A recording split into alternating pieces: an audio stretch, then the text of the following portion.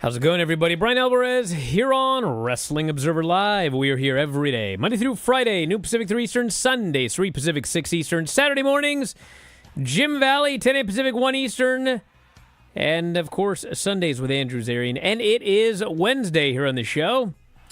You know what that means? We got a lot to get into. Tonight is Dynamite. Got a lot to talk about for the show tonight.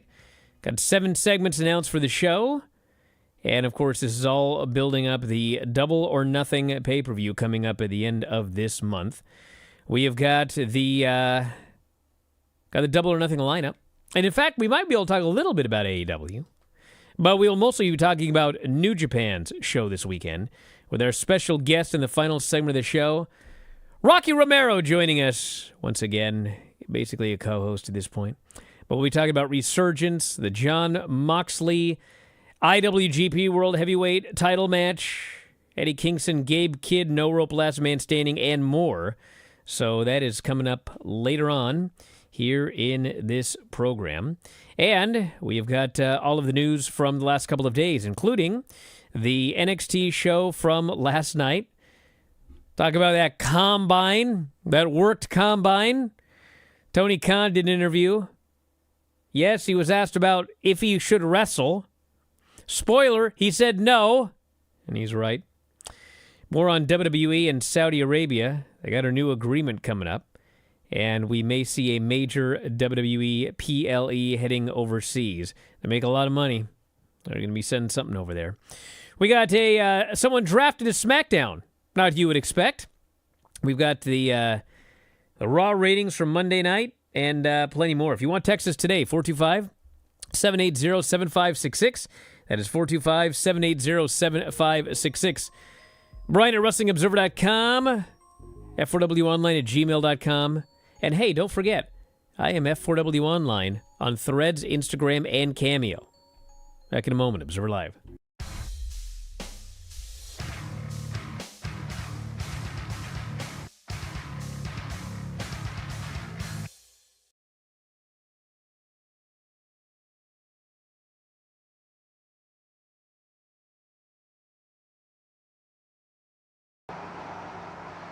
Welcome to the special tour of Figure 4 Weekly Headquarters, as promised.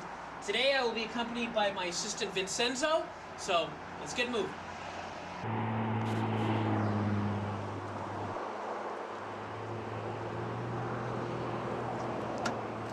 Hey, don't worry about it. Today's a special day, I'll drive.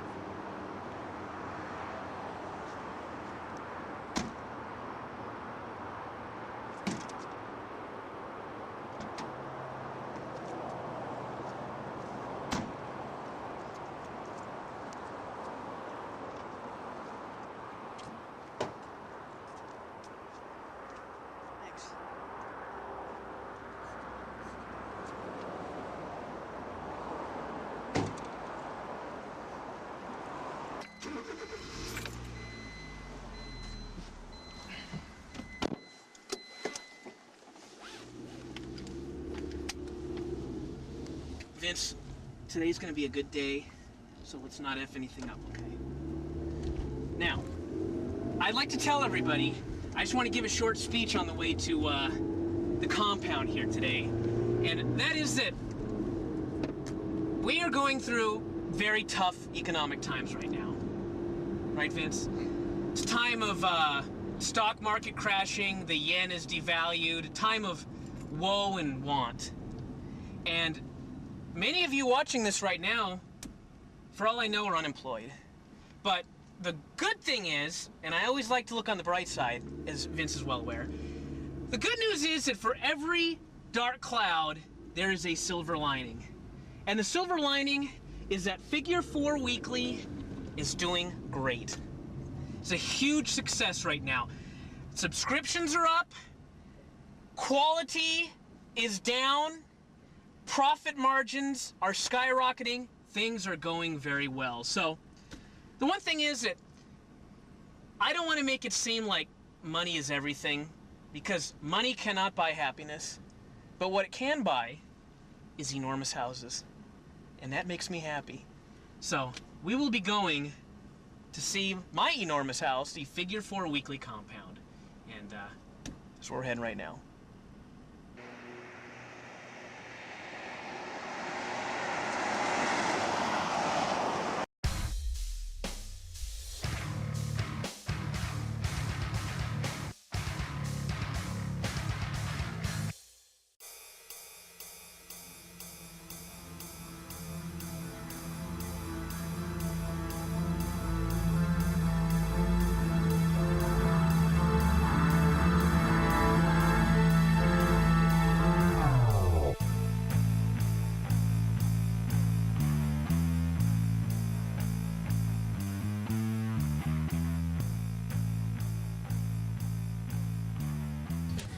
Back in the show, Bryan Alvarez here, Wrestling Observer Live. Mike Sempervive, also of WrestlingObserver.com.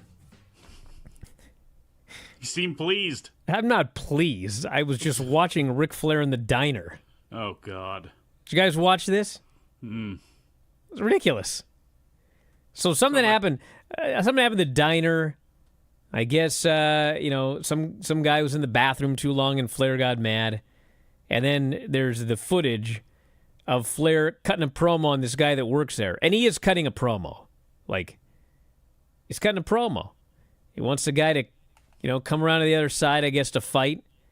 He's, Flair, I wasn't there, but he appears drunk. The lady there says he's cut off. Safe bet. And then, like, at the end, he's yelling at this guy. And he's calling him very, very bad names. I can't say here on the air. A Richard Head, among things.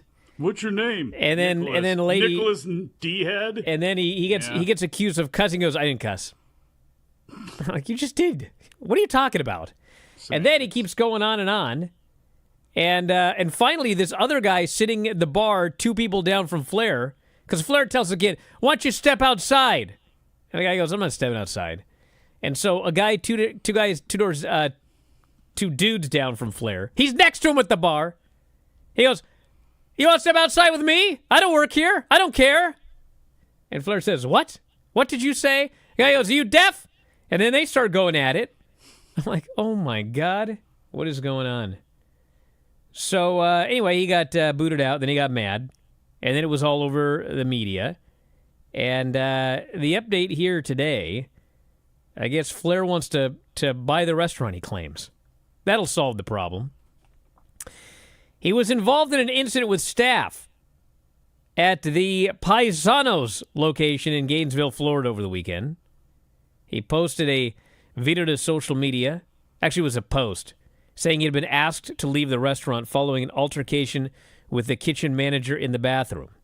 Footage of Flair berating the restaurant's manager leaked online yesterday, but does not show the altercation between him and the kitchen manager.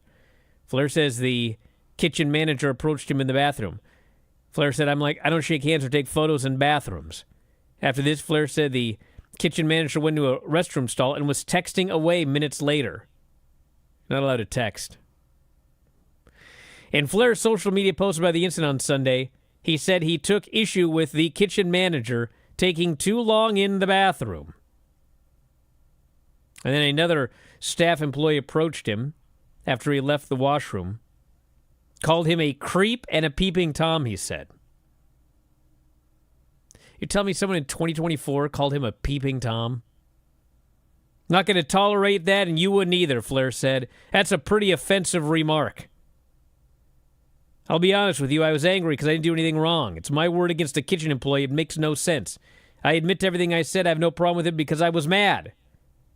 And yes, he tried to tip $1,000 to the lady there. I don't know if she was a server or whatever. But then they had the issue with the guy that wanted to call him out. So where did everybody watch this? I watched it on TikTok. Where did everybody else see it? Well, it was probably the same TikTok footage that got uploaded to X and all these other social media places. So I'm sure most people probably either saw it on the gram or saw it on TikTok. Well, the reason I asked was, wherever you saw it, everybody, did you get the one with the subtitles? Yeah. Okay. Yeah. Which were not what was that? exactly accurate. Yeah, he called the guy an Egyptian. Well, it's AI, Yeah. It's yeah, well, I hate those subtitles because you read the subtitles and like they're so wrong. oh yeah. And then he says something else and you're like, he called him an Egyptian? What? Anyway, Flair says I got the money to buy the restaurant. It's going to be called Ric Flair's Italian Bistro. Who's going to borrow it from? Oh, he's got the money, Mike. Oh, he does? Yeah. Is he paying his taxes this time? I mean, I don't know, but that's what he says. Oh, that's. I bet he's not buying the restaurants to point. He says a lot of things, including a lot of lies. So I don't know. Anyway. Sad. Yep, Sad. that was a pretty depressing situation. 75-year-old man. Yeah. That could be for somebody. I mean, hey, he's that's lucky that guy somebody's- didn't take up his offer to go outside. That could have been bad. Somebody's great grandparent right there, drunk at the bar and At Paisanos. at At a pizza Paisanos. place. In Gainesville, Florida, probably near the campus of the University of Florida, because Ric Flair probably still thinks that he can pick up 20-year-old chicks because, woo, he's Ric Flair. It's amazing. And, when they were hyping up Ric Flair's last match, all I could think of, if you haven't heard it, go listen to Charles Mingus, the clown. And there's a lot of parallels there with Ric Flair, his life, and where it's going to ultimately end up. I'm just reading the chat here as everyone's trying to figure out who would have won in a real fight between Flair and that guy at the bar. The guy at the bar. Well, I don't know. No, Ric Flair talks. Remember, if he wanted to fight so bad, he could have took the dude who called him out to go outside, but he didn't, because this was all performance art from a very sad 75-year-old alcoholic man. This person says you give him some chops and some suplexes, and this guy goes, nowadays everyone knows how to reverse the figure four. That is a good point. It's true. That It's is a true. good point. Yeah. Anyway, I wasn't You even know going who to the start first with man that, but was to I reverse the literally figure was four? watching it again as we started the show. Who's the first man to reverse the figure four? Yeah, who says at least he was. I think the Druid in that YWF video that we played during the break. Well, magnificent Don Morocco. He wasn't the first one, but he always loved bragging about that. Hey, you know who's Reversed magnificent? Jack Briscoe's figure four. You know who was magnificent? Is Don Morocco. He was. I've been watching this absolutely guy was. in those. I got started watching wrestling a little after this Don Morocco period, but man, I swear to God, him and the cowboy Bob Orton, Yes, they'd be the best team going today. absolutely. They'd be the best team on Raw. The And they most had a charismatic. manager. Don Their Morocco would manager- he'd be in the top as far as best promos in the Observer Awards. He'd be in the Hall of Fame. He's in my great. personal Hall of Fame. He's one of those guys like Mass Superstar, Demolition Axe Bill Eadie, and Mr. Olympia Jerry Stubbs, and Magnificent Morocco. Guys like that, they're right there towards the top tier, but you couldn't have had a lot of those top guys without him. I mean, he made Bob Backlund towards the end of his run. He made it entertaining. His feud with Jimmy Snuka was the biggest thing in the company, and man, could Don Morocco cut a promo back then. You would never believe it, and you'd never believe he could wrestle either, because you're getting the Rock version of Don Morocco, who was... How much do you think he weighed? Oh, he was large. He was He was huge. enormous. All muscle. Now, I bring up WWF Challenge from 1986 because it brings me to this next story, believe it or not. Is it awesome? How will I tie it in? Well, you'll see. All right. Tony Khan is not stepping inside a wrestling ring anytime soon. Not a good start. Khan rejected the idea of wrestling a match following his on-camera angle last month with the Elite. The Young Bucks will be running AEW themselves on the road in storyline. He said, AEW is where the best wrestle, and we mean that. In this case, I'm not the best person to pay those people back. There's a lot of things I'm good at behind the scenes, but somebody else is going to have to avenge what those guys did, not only to me, but to Kenny Omega. I'm quite sure there are some capable wrestlers, more capable wrestlers than I am. Most of them. That I can inflict some kind of punishment on the Young Bucks, Jack Perry, and Okada, the Elite. After what happened to me last time, I don't think I'd be making a smart move trying that, he added. And I bring this up because I just watched that WWF Challenge where we saw the final match, the retirement. Literally for a long time. He actually eventually did come back. But the retirement of Captain Lou Albano, which was the most bizarre thing. Like, I will talk about the retirement of Lou Albano very quickly after the break if you guys haven't been listening to the Bryan and Vinny show. But it was the wackiest, thing I've ever seen. So we'll talk about that after the break. Saudi Arabia NXT, and then Rocky Romero's coming on. Back in a moment, Observer Live.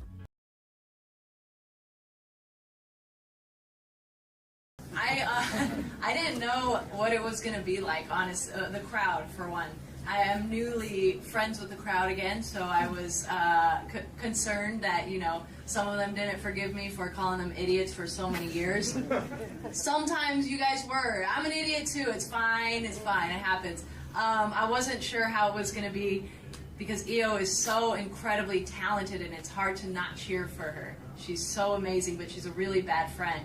So I was very excited to hear that everyone still had my back after all these years. I truly think that my journey through the WWE these past 11 years we have cemented such a connection, myself and the fans and all of you guys. So coming out, I felt like, oh, finally. I think I did my job these last few years to show how much I care about this and how much I care that you guys care about this, So I felt very, very grateful. And right now I feel crazy. It feels like the weirdest dream. I feel like I just fantasy booked my whole life. Doing this, then watching The Rock and The Undertaker and John Cena, I was like, fantasy booked this whole thing.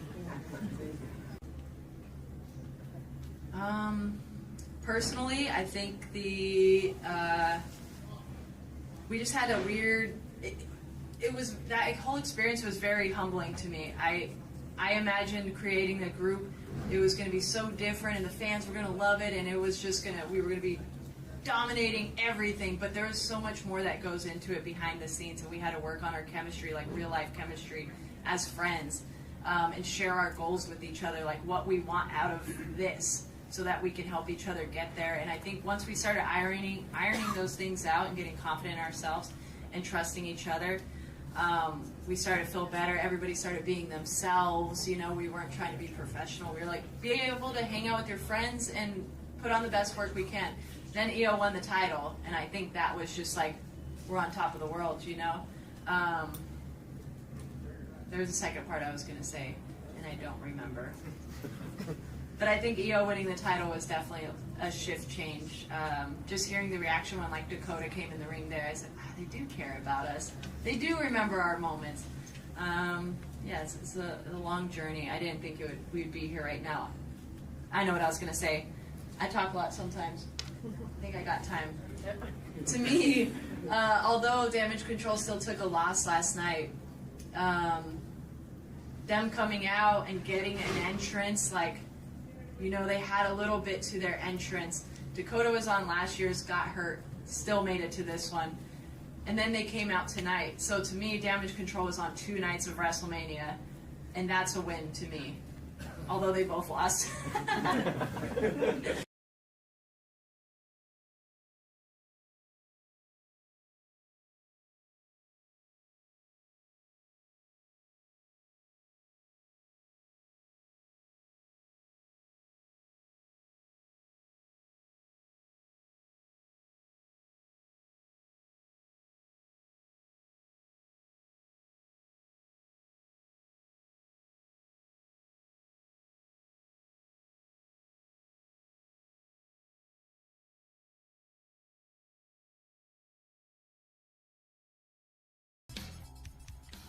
So these WWE challenge shows, WWF Challenge from '86, we're on episode 11 right now. And, the first half dozen episodes, just, matches, nostalgia, squash matches, wrestlers rebuttal, snake pit, just whatever, And then all of a sudden, 2 weeks ago, just randomly, totally randomly in the middle of the show, last week, actually. Bobby Heenan goes, I got a scoop for y'all. Captain Lou Albano is going to come on here later on, and he's going to tell you he's retiring, he's leaving the business. And Gorilla Monsoon, the babyface commentator, is like, what are you talking about? You're such a gimmick, blah, blah, blah. And so, they go to commercial, and they come back, and Gorilla's totally changed his tune. He goes, looks like we're about to hear from Captain Lou Albano, who appears to be leaving the wrestling business. And we go to Captain Lou, And just like out of nowhere, Captain Lou goes, next week, we're going to have a 6-man, and I'm done. I'm retiring. I'm retiring as a wrestler and a manager, and I'm going to hand over my duties to Matilda. And they just cut away. I went, what? What? That's the way you extinguish the guiding light? What is going on? Like, this is Lou Albano, a year after the Rock and Wrestling Connection. Huge, gigantic star. And they're like, he's just going to, retire next week. I thought, okay, what's the gimmick? So it's no gimmick. The next week, they just did a 6-man, and he lost, and he was gone. He didn't come back for like 6 years. He came back as like a manager or whatever, and then disappeared again. That was it. That was the end of his career. Yeah. That was the craziest end to a career I've ever seen. And the point is, they do this match, and he's teaming with the Bulldogs, and he's facing I don't know, it doesn't matter. But the point is, everyone else does all the work. He stands on the apron the entire time. Bulldogs hit the big move. It was Beefcake, and it was the Valentine. Beefer and Valentine. The dream team. Yeah, and he just they tag him in. He goes and he gets a pin. That's it. He doesn't do He doesn't take a bump. He doesn't sell. He doesn't do anything. He just goes in there, covers, and gets the win. And then he celebrates. And then they go backstage and they shoot alcohol over him, try and drown him. You love that. And that's it. That was the end. Well, wait. The point is, like, if we found out tomorrow. If suddenly word broke out that, WBD hired Jamie Kellner, and he's like, it's over. I'm canceling AEW. It's done. And, like, the company was just, like, going out of business. Well, that should be the main event of the final show. It should be Tony Khan, Kenny Omega, and some other babyface against, Jack Perry and the Young Bucks. And Hangman, Kenny Omega do all the work. They beat up those Young Bucks. They hit the V-trigger and the buckshot. Tag in Tony. He covers, gets the pin. Everybody celebrates. They spray liquor, and the thing's over. It's done. That would be a fitting ending. But if they don't do that, he should never wrestle. Bad idea. As long as he doesn't start blading himself like Lou, everything will be okay. It's amazing. Lou was going to have a job for the rest of his life. Like Gorilla Monsoon and Arnold Skoland and Phil Zacco and those guys, when Vince bought the company from his father, Captain Lou was going to be one of those guys. And apparently, from all of the stories, Captain Lou would get fired every couple of weeks.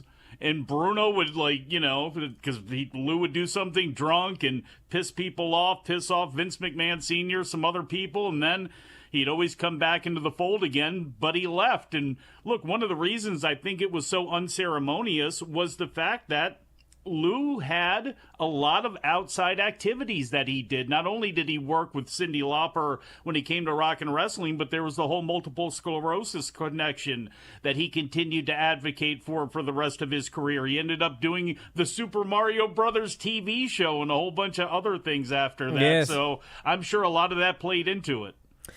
So I want to mention a couple of things about NXT. As everyone is well aware, if you want the full report, you have to go to the Bryan and Vinny show on Thursday night. Oh, man, are there going to be graphs and charts and breakdowns? No, but I got two things I got to talk about. So, we talked about that worked combine. Mm-hmm. And they didn't do the combine live. What they said was, the combine was this weekend. Here's clips. And so they showed just select clips. So you couldn't really compare anybody to anybody else.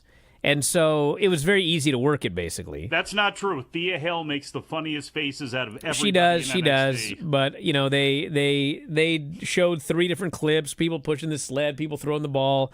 Silly. And, they're explaining that, surprisingly, they claim that they had this gimmick where it's like a rotational drill where you violently rotate with a punch or something like that. And they said, it's like sanding on surprisingly, Mi Chin came in first. Hence why she is part of the OC on SmackDown or something like that. You going to question her punch? Yes! Are you kidding me? So they have the top 12 finishers, okay? All right. Now listen, I want to make it clear. I don't care, okay? It's a work.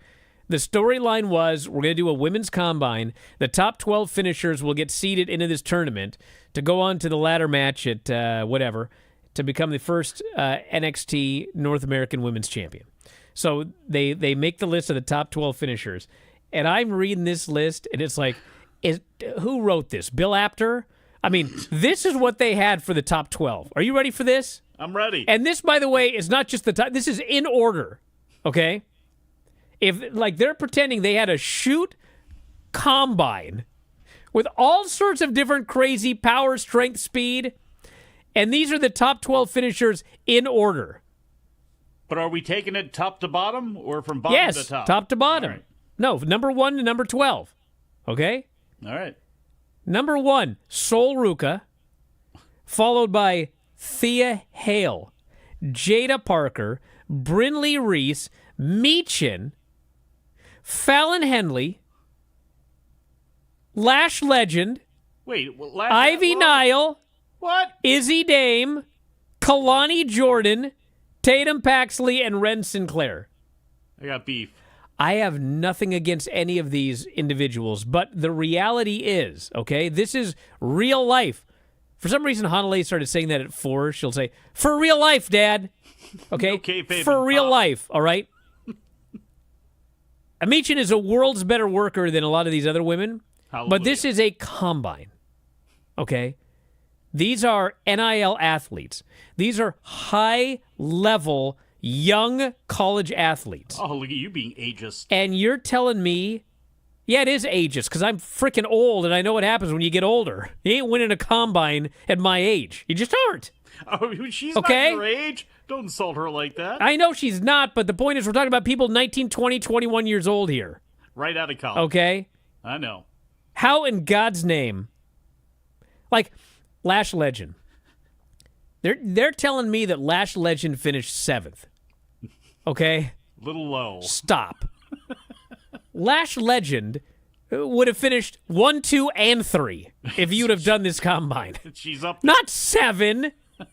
Ridiculous. These are animals. Ren Sinclair's on here. Ren Sinclair, her name is literally, she's a bird. Ren. Well, yeah. She ain't finishing 12th. It's impossible. But anyway, the other thing I got to talk about, NXT is one of those shows that I love, and they try so hard to make me hate it. I mean, they try so hard sometimes. Oh, my God. Pro Wrestling University, Brian. The segment that they did, let me see if I can...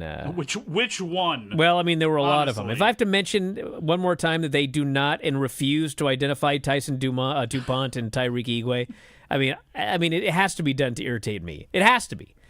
They literally did a backstage segment early in the show with 6 teams, and they didn't identify anybody. And I was like, okay, I know they debuted last week. You never told us their names until literally they did it one time during the ring entrance. And it was like that, and it was gone. And now we're supposed to remember, I was so mad. But anyway, it was actually with them. It was No Quarter Catch Crew versus Tyson DuPont and Tyreek Igwe. As God is my witness, I lived through TNA in the beginning. I lived through the last years of WCW. This was absolutely one of the most infuriating, stupid, horrifically booked segments I've ever seen in the history of Earth. And it's not any of the wrestlers' faults. It's just the fault of the whole company. It was inconceivably bad. I don't have time here. I'm sorry, everybody. Come on, I'm sorry. I'm Come sorry. You're full up to here. Let some of it out. Oh, my God. I can't. Rocky's coming on. Oh, come on. What a tease. Bro, I'll just put it this way. The murderers, okay? The murderers. Well. The killers. I think they're cleaners, Brian. They're cleaners. murderers and they're killers. And they're baby faces. Well. And it made this whole thing the most preposterous, ridiculous mess. I was so angry. And Vic, I've hit my limit with Vic, okay? The funny thing is, I like the guy. He seems like a nice guy. He's a pleasant listen. Boom! But this guy says some of the stupidest things. God bless him. Oh, my God. With that, we must go to Rocky. Back in a moment with more Observer Live.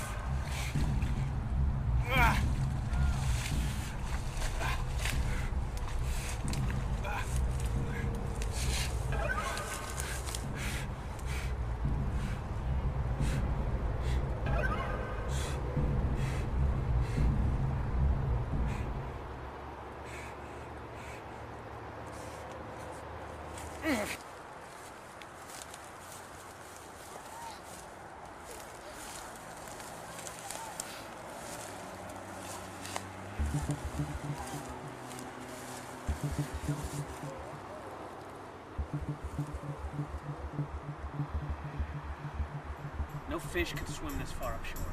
Yeah. Shoulders ran like the wind, but he could find no peace.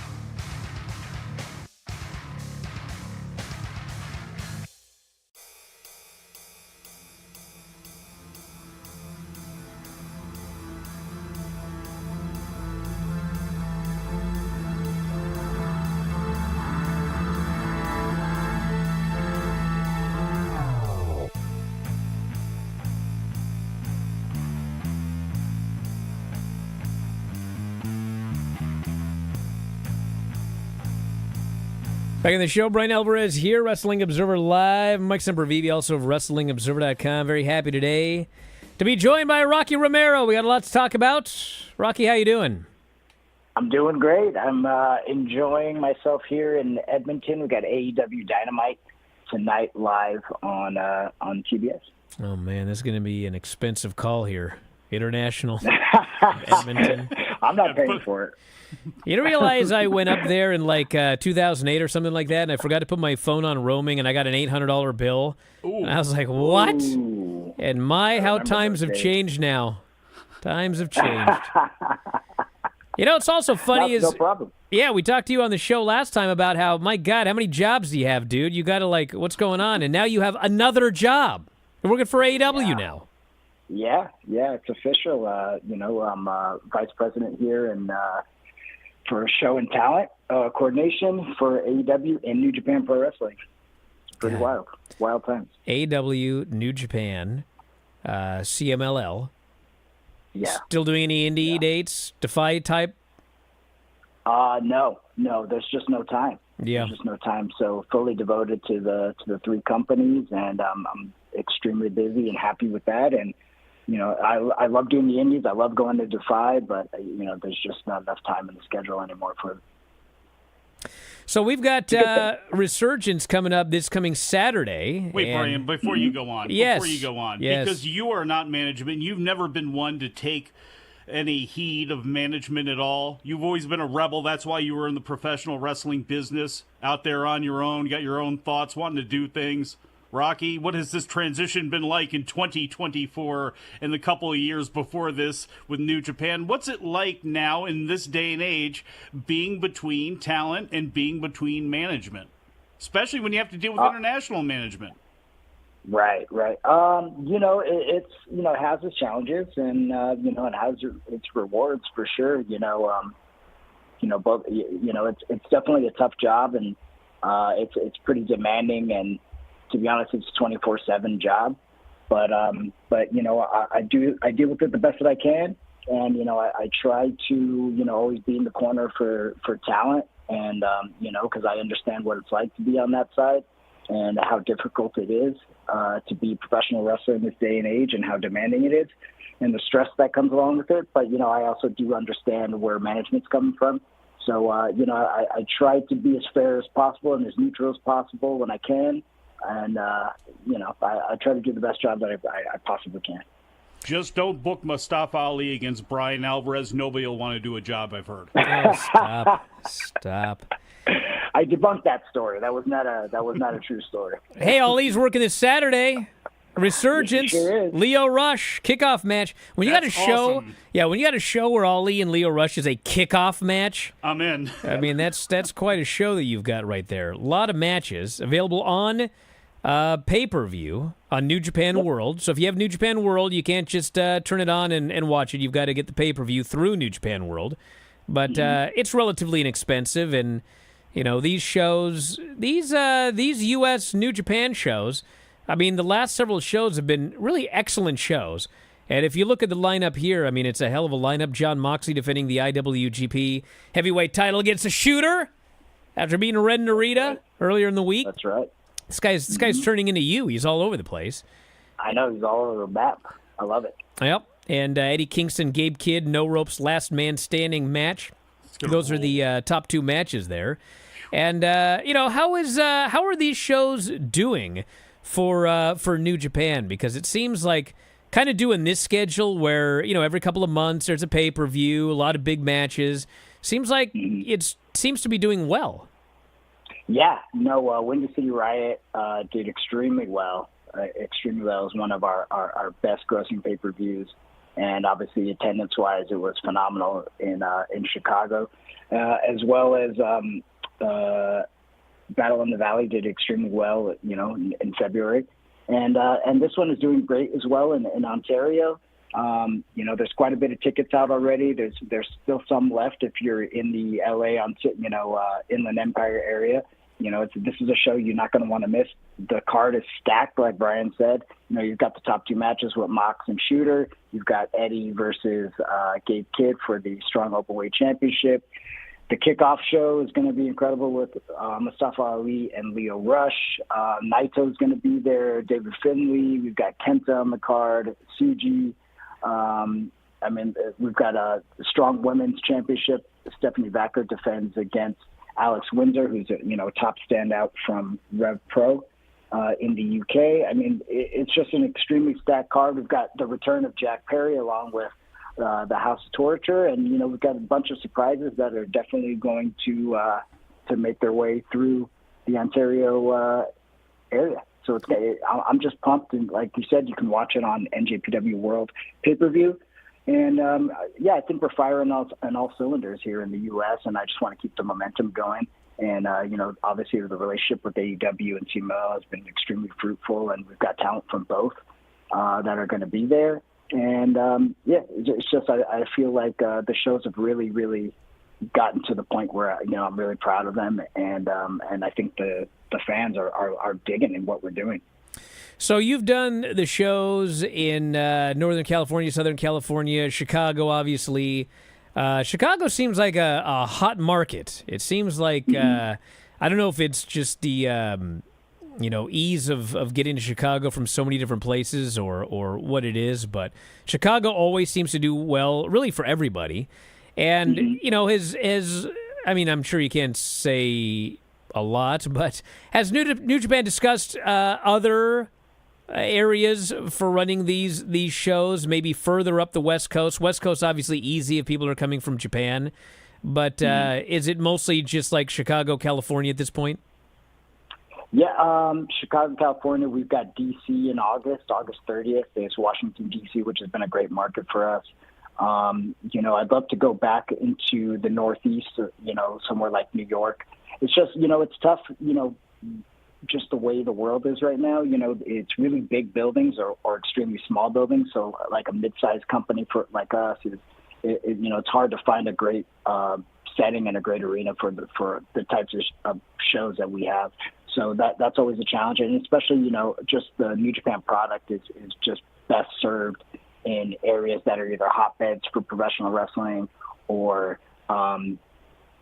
like that kind of bigger market, so LA of course is like our home, so that always does well. But yeah, I mean, Chicago, I'd like to make a yearly thing. I think that the fans there just really love the product, and we need, we haven't been there enough. I think we've only been there twice, so I feel like that needs to be a yearly thing. And we're probably going to start looking at every April to do Windy City Riot from Chicago. There was what I thought was sort of an unusual thing. I mean, you could tell me otherwise if I'm wrong, but, New Japan usually, if they've got a show coming up, it's like they put everything into that show, and then as soon as the show's over, then they'll start announcing things for the next show, as opposed to, we've got all these shows, here are the lineups, and especially for, like, championship matches. I mean, they don't want to announce a championship match if there's another championship match taking place prior to it. It's kind of something they've always done. But it was interesting because, Jon Moxley was scheduled to, defend against Shota. But he also had the Ren Narita match prior. And AEW managed to get a Jon Moxley-Will Hobbs IWGP title match on Dynamite. Was that something that was easy to, was it just like, yes, New Japan, they were like cool with it? Or were they sort of like, we'll do this one time, but this is very unlike how we like to do things? Yeah, definitely not the traditional way of doing things in New Japan at all. But when you've got a talent like Moxley, who's, just a magnetic talent and somebody who, his character and his personality is, he's the type of guy who's not going to back down from anybody or anyone, and especially as IWGP champion. I mean, I think he wants to, his reign to be known as the guy who took the challenges when they came, So I think it kind of fits overall the story and the story of who Moxley is. And I know there were some people who were critical, of the IWGP title being defended that way. But, I think that in the end, it once the story is all done and it all kind of makes sense and work together, I think people, they jump the gun kind of quickly. Instead of just sitting back and enjoying, and seeing where it goes. So Moxley obviously is the IWGP Heavyweight Champion. He's also working in AEW, and Eddie Kingston working in AEW and Ring of Honor. And he had 3 titles, and he still has the New Japan Strong Openweight title. And, there are others. Lance Archer here is on the show fighting for the television title. He's in AEW. And my question is, I think I've asked this before, but like Ghetto's largely booking all of this, correct? Right. Correct. Okay. So are you involved in any of the booking, or are you mostly the guy where he says, okay, this is what's going on, you're going to kind of facilitate it here, but this is the idea? He's a great guy to work with because, if I've got an idea and, and I especially know where we're going to be and, the size of the venue and what we're going to need, he's pretty open to taking ideas and as well as taking ideas from, AEW on how to, build the relationship and how to get, everybody closer together, especially when Forbidden Door is, June 30th, and it's just right around the corner. So, All these storylines, we've all got to be on the same page to make it all work, because AEW is a weekly, 2 shows a week or 3 shows a week. And then, the New Japan touring schedule along with their big shows. And then you've got the U.S. shows, on top of that. So it takes a lot of communication, and it takes a lot of planning, So yeah, that's actually my question. I think people feel like sometimes things are thrown together, but a lot of the stuff is planned out, from months and months in advance. Yeah, that was actually my question. It's one thing to book a promotion. Okay, this person's going to be in a main event in 2 months, so we want to protect them in this way. We want to keep these 2 people away from each other. But especially with Moxley, he's doing stuff in CMLL, he's doing stuff in New Japan. He's doing stuff in AEW, and he does his, indie dates here and there, a lot less than before. But, is it difficult? I know it is, but, how difficult is it to shuffle all of these different things with all of these different characters working in multiple promotions? It's extremely difficult. but the good thing is, I think that, this year we started planning a little earlier than we have in the past couple of years. So I think it's been a lot easier in getting everybody on the same page and knowing where we're all going to go, So like I said, a lot of this will probably, build towards Forbidden Door. So I feel like, knowing exactly what's going on going into that is extremely helpful. And then, from there, kind of, the companies kind of take their own routes usually, if you compare it to last year and the year before. So, it's just good to know where you're going, especially from Tokyo Dome to Forbidden Door, Forbidden Door back to Tokyo Dome. That's kind of like the key pieces, I think, that are important. Well, very quickly, because we got like a minute here. In a match like Lawler and Rosser versus Jarrell Nelson and Royce Isaacs, where their last match involved eating hair, is this a situation where, Gedo has an idea, but, they come up with the idea of eating hair? I presume that was not, or were, Gedo, what's happening here? You should not be eating hair. I don't think Gedo was involved if anybody okay. A shot of anybody eating anyone's hair. Yes, there was hair eating. That's the cool thing about New Japan is, there's a lot of leeway and freedom in what you do when you're out there. So, if the talent wants to go and eat some hair and shake somebody's head, that's all good to me. All right, stand by, back in a moment with more Observer Live.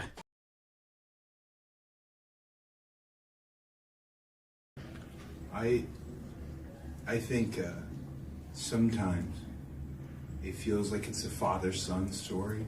It's just something that, father-daughter, father-son, that a lot of people can see and relate to. But then, if I'm truly being honest, I think it's a story of, as much as I had the legacy and I had the last name, I wasn't born with all the tools.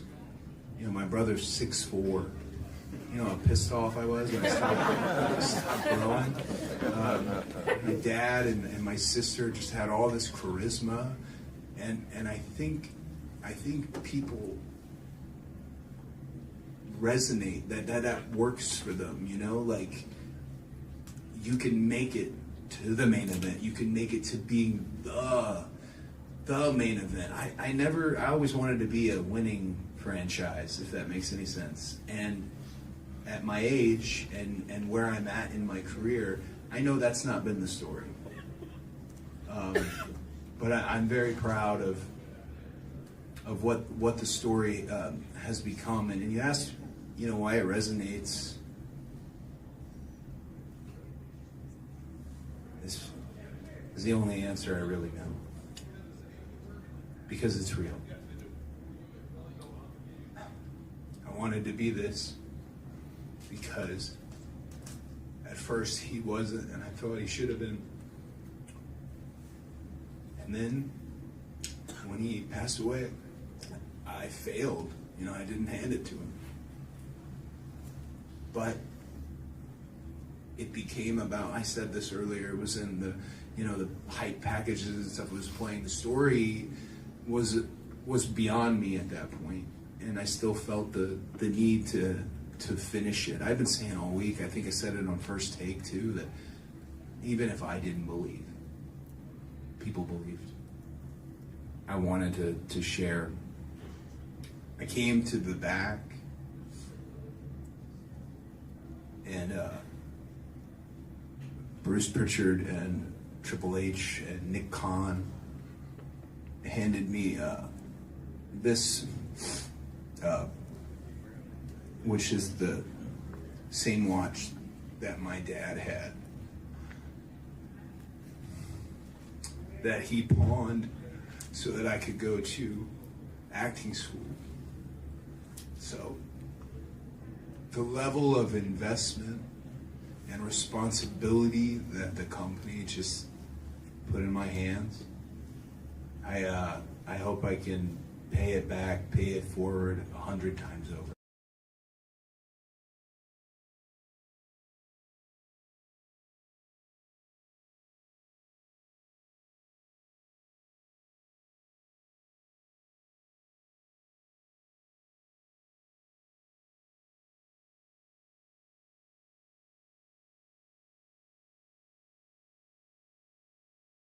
Back in the show, Bryan Alvarez here, Wrestling Observer Live. Rocky Romero joining us Saturday, May 11th, this coming Saturday, 9:30 Eastern. It is the New Japan Resurgence show. Jon Moxley and Shooter Shota Umino for the IWGP Heavyweight title. Eddie Kingston, Gabe Kidd, no rope, last man standing match.